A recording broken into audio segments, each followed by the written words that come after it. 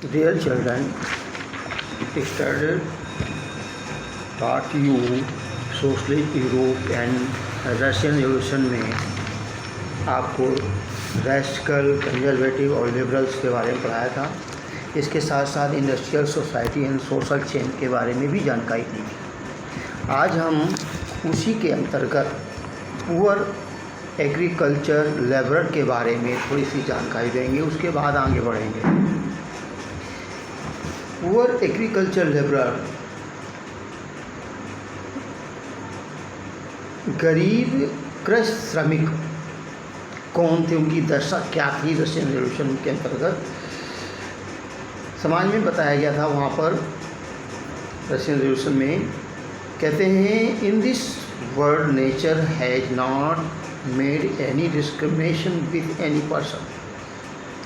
In this world nature has not made, बहुत साफ लिखा, अच्छा लिखा हुआ है। हर चीज़ के लिए बताना मैं अच्छा नहीं समझता हूँ। लिखा है, in this world has not made any discrimination with any person. प्रकृति ने ये नहीं बनाया नियम कि किसी को नीचे देखा। प्रकृति सभी के लिए समान नियम बनाए हैं और सभी लोग प्रकृति का उपयोग समान रूप से कर सकते हैं। Nature has not gifted any body more और लेस रिसोर्स। किसी को कम या ज़्यादा संसाधन उपलब्ध नहीं किए, सबके लिए बराबर है, लेकिन अपनी अपनी बुद्धिमत्ता के अनुसार कौन कितना उपयोग कर सकता है वो अलग बात है, लेकिन सबको प्राकृतिक संसाधन समान रूप से उपलब्ध है।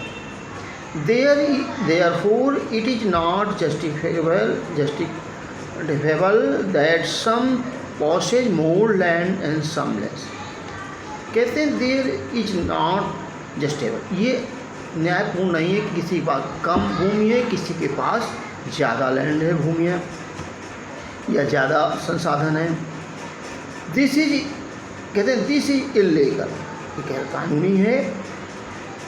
What ever benefited comes from agriculture, कोई भी हो एग्रीकल्चर से लाभ प्राप्त कर सकता है।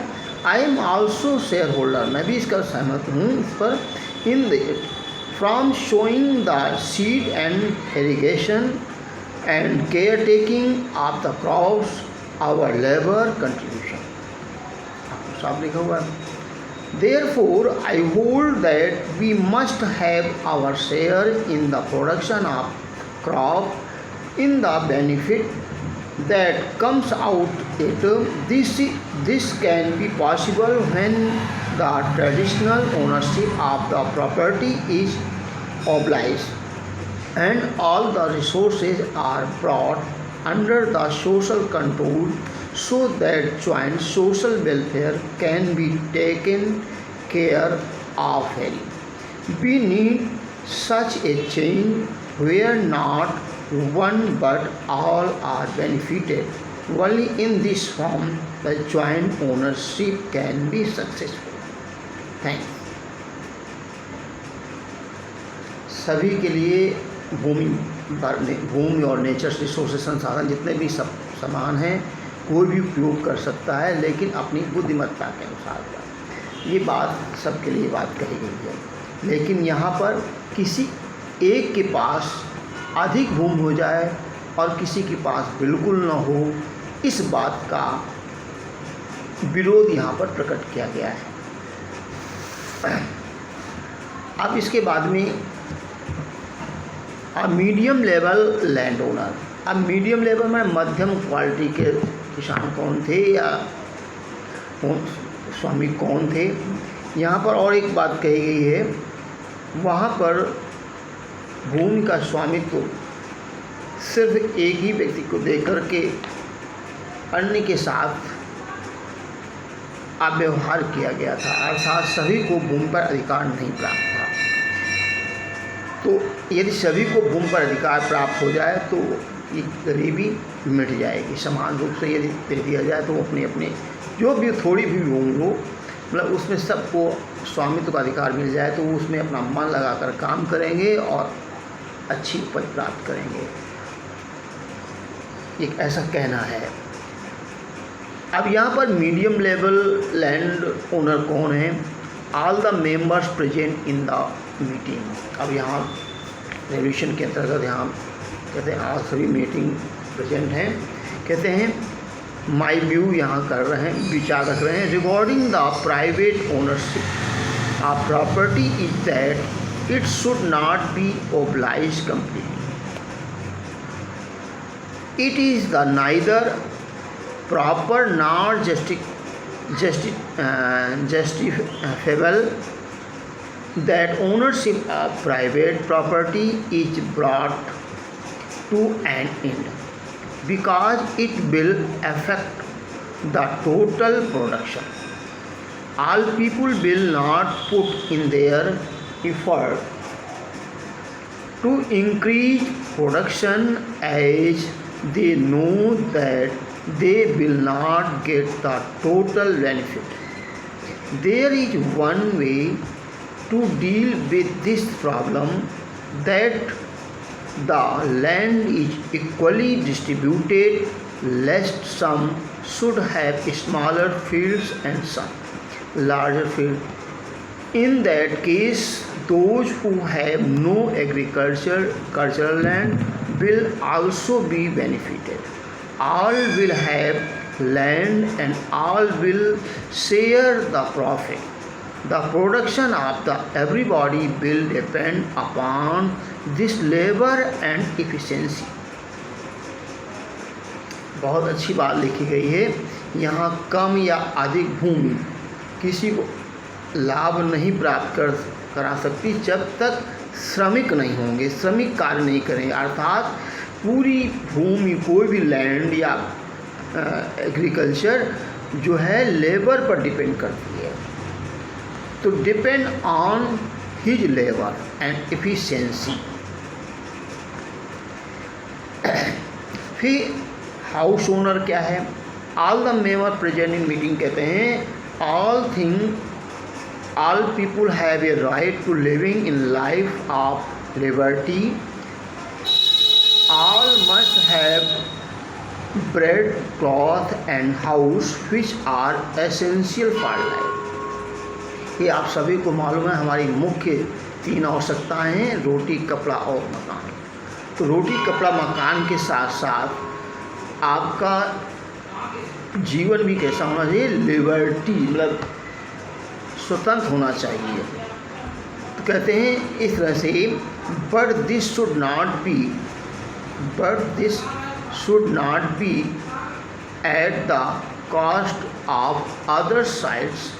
The government should make available alternative ways to those who are landless so that they may also earn their livelihood.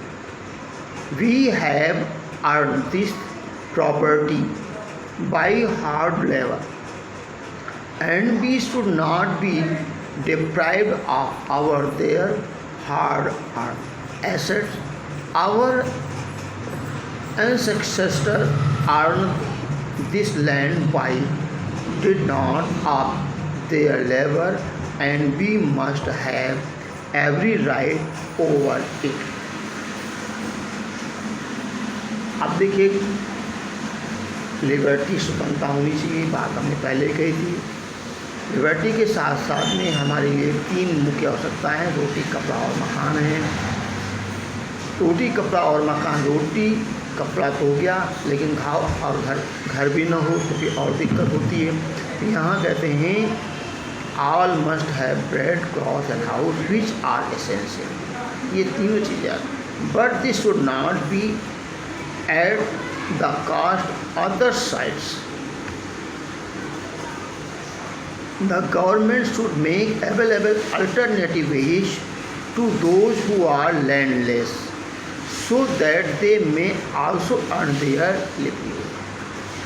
जीवोपार्जन कर सकते, ऐसे लिए उनके लिए घर होना जरूरी है। जो गरीब उनके पास घर नहीं है, उनके लिए मकान होना जरूरी है। घर का उनका पक्का होना चाहिए, पक्का मतलब एक अपना घर होना जरूरी है, जिससे कम से कम वो कमा खा सकें। And we should be deprived of their hard-earned asset. Our ancestors earned this land by did not of their labor, and we must have every right over every हर एक के लिए एक अधिकार होना चाहिए कि सबके पास घर होना चाहिए, एक अधिकार होना चाहिए। Coming of socialist in Europe, समाजवाद का आगमन। यूरोप में समाजवाद का आगमन क्या है? Of all philosophies which contributed to the social reconstruction, the philosophy of socialism was perhaps the longest sighted one.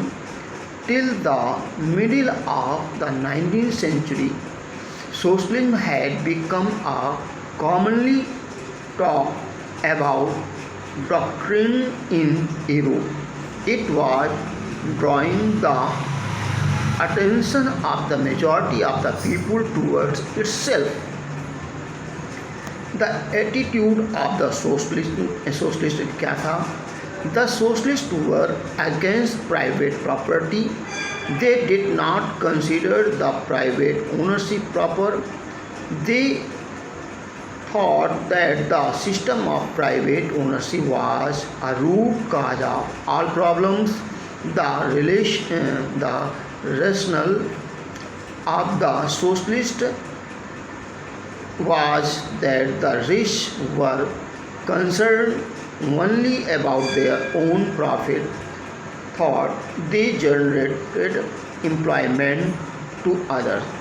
They do not think about those who make their property productive.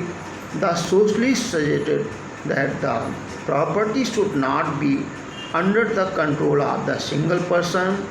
Instead, it should be under the control of the whole society. With the social control joint and common interest will be looked after in a better way. For such change, the socialists launched a social movement. इतना पढ़ के आए, इसके बाद हम फिर कल पढ़ाएंगे इसके आगे।